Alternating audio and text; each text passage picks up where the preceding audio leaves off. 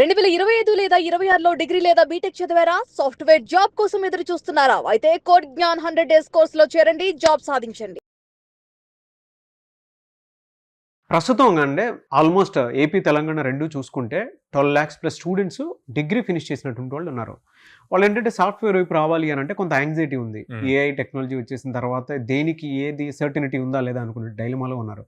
ఫ్రెషర్స్కి అవకాశాలు ఉంటే ఎలా ఉన్నాయి అండ్ ఏ విధంగా ఉండే అవకాశం ఉంది, శాలరీ ప్యాకేజెస్ కూడా వాళ్ళకి అసలు ఏ విధంగా ఉంది 2026లో?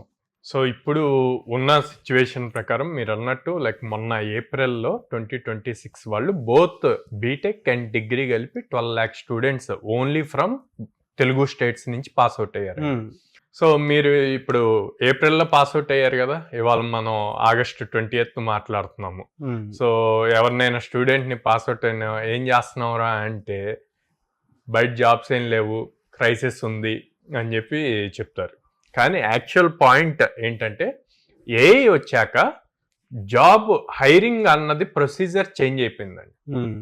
అంతకుముందు బేసిక్ మీకు బీటెక్ కంప్లీట్ అయిపోయింది, డిగ్రీ కంప్లీట్ అయిపోయింది, కొంత స్కిల్ సెట్ నాలెడ్జ్ ఉంటే, బేసిక్ సింటాక్స్ అవి ఉంటే తీసేసుకునేవాళ్ళు. ఇప్పుడు అట్లా కాదు, ఇన్ డెప్త్ నాలెడ్జ్, ఒక రియల్ టైం ప్రాజెక్ట్ ఎక్స్పోజర్ ఉందా లేదా, ఒక కాన్సెప్ట్ చెప్తే ఆ కాన్సెప్ట్ని కోడింగ్లోకి కన్వర్ట్ చేయగలరా లేదా అన్న పాయింట్స్ చూసుకొని అప్పుడు హైరింగ్ జరుగుతుంది. సో హైరింగ్ మెథడాలజీ అన్నది చేంజ్ అయింది. ప్రతి దాంట్లోనూ ఏఐ అన్నది ఇంప్లిమెంట్ చేస్తున్నాము. సో ఏఐ రిలేటెడ్ అంటే మనం ఏఐ అనగానే అందరూ ఏమంటారు, చాట్ జీపీటీ, కర్సర్ వీటి రిలేటెడ్ మాట్లాడతారు. కాదు, ఎల్ఎల్ఎంస్ గురించి తెలియాలి, లార్జ్ లాంగ్వేజ్ మోడల్స్. ఈ చాట్ జీపీటీ కానీ కర్సర్ కానీ మనం ఇచ్చే ప్రాంప్ట్కి రెస్పాన్స్ ఇచ్చేది బ్యాక్గ్రౌండ్లో ఎల్ఎల్ఎంస్ వల్లే వస్తుంది అనమాట.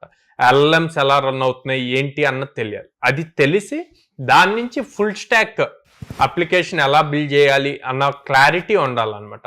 ఇలా ఉన్నప్పుడు వాళ్ళకి ఎంత రెషన్ వచ్చినా ఏఐ కాకుండా ఏఐకి నెక్స్ట్ ఇప్పుడు రేపు క్వాంటమ్ కంప్యూటింగ్ వస్తుంది, వచ్చినప్పుడైనా సరే వాళ్ళకి జాబ్స్ మీద ఎలాంటి డౌట్ ఉండాల్సిన అవసరం లేదు. మార్కెట్లో కావాల్సినన్ని జాబ్స్ ఉన్నాయి. ఫర్ సపోజ్ కోడ్నానే తీసుకుంటే మీకు జూలై మంత్లో 33 members ప్లేస్ అయ్యారు. August till today already 17 or 18 members place అయ్యారు. అంటే ఆల్మోస్ట్ ఎవ్రీడే ఒకళ్ళు ప్లేస్ అవుతున్నారు. ఓకే, అంటే బయట మార్కెట్ ఉన్నట్టే కదా, ఉందండి. ఓకే, ఇక్కడ సింపుల్ గా ఏదో ఒక రీజన్ చెప్పాలి కాబట్టి రెషన్ నడుస్తుంది, జాబ్స్ లేవు, ఇవన్నీ చెప్తున్నారు అన్నమాట. కానీ ఆ రీజన్ చెప్పినప్పుడు తిరిగి పేరెంట్స్ ఏం క్వశ్చన్ చేయాలంటే, ఓకే రీజన్ ఫైన్, బట్ నువ్వు స్కిల్ ఎంత నేర్చుకుందావు, నువ్వు ఎంత టైం స్పెండ్ చేసావు, టైం స్పెండ్ చేసి ఎంత ఎఫర్ట్ పెట్టి ఎంత స్కిల్ నేర్చుకున్నావు, నువ్వు అందరితో పాటు సేమ్గా ఉన్నావా లేకపోతే యూనిక్గా ఏమైనా ఉన్నావా. ఇది ఎప్పుడైతే పేరెంట్ క్వశ్చనింగ్ చేస్తారో అప్పుడు వాళ్ళు కూడా అలాంటి రీజన్స్ చెప్పటం మానేసి నేర్చుకోవాలి అన్న దాంట్లో ఉంటారు. మనకి ఎప్పుడైనా సరే జస్ట్ సర్టిఫికేట్ ఉంటే సరిపోదండి. బీటెక్ సర్టిఫికేట్ అన్నది మీకు ఇంటర్వ్యూ దాకా తీసుకెళ్తుంది, కానీ ఇంటర్వ్యూ లోపలికి వెళ్ళాక మీ దగ్గర ఏం స్కిల్ ఉందా అన్నది ఇంపార్టెంట్. ఆ స్కిల్ గనక కరెక్ట్గా మీరు ప్రూవ్ చేసుకోగలిగితే జాబ్ అన్నది పక్కా వస్తుంది. సో మీరు అన్నట్టు వీళ్ళకి ఎంత రేంజ్లో ప్యాకేజెస్ ఉంటాయంటే, ఫ్రెషర్కి ఎప్పుడూ కూడా 3.64 LPA యావరేజ్ ప్యాకేజ్ ఉంటుందండి. లేదా కొన్ని కంపెనీస్ ట్రైనింగ్ పీరియడ్లో ఇంటర్న్షిప్ కింద స్టైఫండ్ ఇస్తారు, 10K 15K అలా స్టైఫండ్ ఇస్తారు. ఆ 4 months or 6 months వీళ్ళు పెర్ఫార్మెన్స్ బాగా చేస్తే ఇంటర్న్షిప్ అయిపోయిన తర్వాత వీళ్ళకి 4 LPA నుంచి 6 LPA వరకు ఇస్తారనమాట. Depends on company size. MNCs ఒకలాగిస్తాయి, స్టార్టప్స్ ఒకలాగిస్తాయి, మిడ్ లెవెల్ కంపెనీస్ ఒకలాగిస్తాయి అనమాట.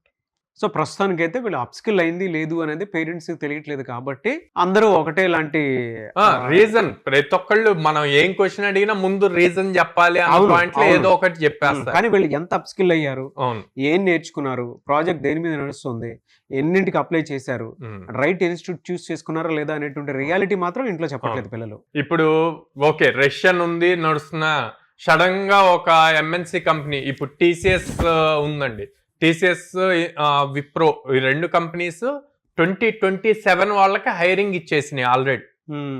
ఓకే, 26 మొన్న ఏప్రిల్ లో పాస్ అవుట్ అయ్యారు. 27 వాళ్ళు 4-1 లో ఉన్నారు. అంటే జాబ్స్ ఉన్నాయి అనేది ముందే. జాబ్స్ ఆల్రెడీ హైరింగ్ డేట్స్ ఇచ్చేసినాయి. ఇచ్చినప్పుడు మరి వీళ్ళు రెడీగా ఉండాలి కదా. ఓకే, బయట జాబ్స్ లేవు, మా మార్కెట్ ఏం లేదు అని చెప్పి ప్రిపేర్ అవ్వకుండా ఉంటే సడన్ గా మీకు పోస్ట్ పడినప్పుడు ఎలా అపియర్ అవుతారు ఇంటర్వ్యూకి? సో అందుకే వాటితో మీకు సంబంధం లేదు. జాబ్స్ ఉన్నాయి, ఓకే, కావాల్సినవి ఉన్నాయి. మీరు ముందు ఫస్ట్ ప్రిపేర్ అవ్వండి. ప్రిపేర్ అయ్యి ఎన్ని ప్రాజెక్ట్స్ చేయగలరు ఏందన్నది చేస్తే అప్పుడు మీరు ఇంటర్వ్యూది రాగానే వెంటనే వెళ్ళి మీరు ఇంటర్వ్యూకి అటెండ్ అయ్యి అది క్రాక్ చేయటం ఈజీ అవుతుంది. మీ దగ్గర అంటే మీ ఇన్స్టిట్యూట్ లో రోజుకో జాబ్ చొప్పున ఇవ్వగలుగుతున్నారు కదా, అవి మీ స్ట్రెంగ్త్ అనేది. ఓకే, అది ఎలా ఏ విధంగా జరుగుతుంది అంటే పేరెంట్స్ మిమ్మల్ని నమ్ముకొని వస్తే పిల్లల్ని తీసుకొని ఏ విధంగా ఉంటుంది ప్రాసెస్? సో అంటే దాదాపు 800+ కంపెనీస్ తో దాదాపు 15 members ప్లస్ టీమ్ దాని మీదే వర్క్ చేస్తారండి. ఎక్కువ నెంబర్ ఆఫ్ ఆపర్చునిటీస్ తీసుకొచ్చి స్టూడెంట్స్ కి ఇవ్వాలి. ఇస్తే అప్పుడు వాళ్ళు ప్రూవ్ చేసుకొని జాబ్ కి క్రాక్ చేసి వెళ్ళగలరు అన్న పాయింట్ లోనే వర్క్ చేస్తాము. సో ఇన్ని కంపెనీస్ తో వర్క్ చేయటం వల్ల మాకు ఆపర్చునిటీస్ వల్ల ఎవ్రీ డే మినిమం ఒకళ్ళు ప్లేస్ అవుతూనే ఉంటారన్నమాట. ఎక్కడెక్కడ ఉన్నాయి సార్ మీవి? సో విజయవాడ మొగల్రాజ్పురంలో ఉందండి, హైదరాబాద్ JNTU మెట్రో స్టేషన్ దగ్గర ఉంది, అండ్ వైజాగ్ వచ్చేసి ద్వారకా నగర్ ఫస్ట్ లైన్ లో ఉంది. ఇప్పటి వరకు ఎంత మందికి జాబ్స్ ఇచ్చి ఉంటారు సార్ మీ ఇన్స్టిట్యూట్? 4250+ స్టూడెంట్స్ ప్లేస్ అయ్యారండి. సో ఈ స్టూడెంట్స్ రివ్యూస్ అవన్నీ చెక్ చేయాలి అన్న ప్రతి సోషల్ మీడియా ప్లాట్ఫామ్, యూట్యూబ్ కానీ, ఫేస్బుక్ కానీ, ఇన్స్టాగ్రామ్ కానీ, సుమన్ టీవీ ఛానల్స్ లో కానీ, కోడ్జ్ఞాన్ ఛానల్స్ లో కానీ ప్రతి దాంట్లోనూ ఉంటాయి. ప్రతి పేరెంట్ డౌట్ ఉన్నా లేకపోయినా ఒకసారి ఆ వీడియోస్ చూస్తే మీకు క్లారిటీ వస్తుంది. సో స్టూడెంట్స్ ఎలా కష్టపడుతున్నారు, వాళ్ళు ఇచ్చిన ఫీడ్బ్యాక్ లో వాళ్ళు ఏం ప్రిపేర్ అయ్యారు, కోడ్జ్ఞాన్ ట్రైనింగ్ ఎలా హెల్ప్ అయింది అన్నది చాలా క్లియర్ గా చెప్తారు. వచ్చి విజిట్ చేస్తే తెలుస్తుంది. Thank you so much Sairam గారు. థ్యాంక్ యూ అండి.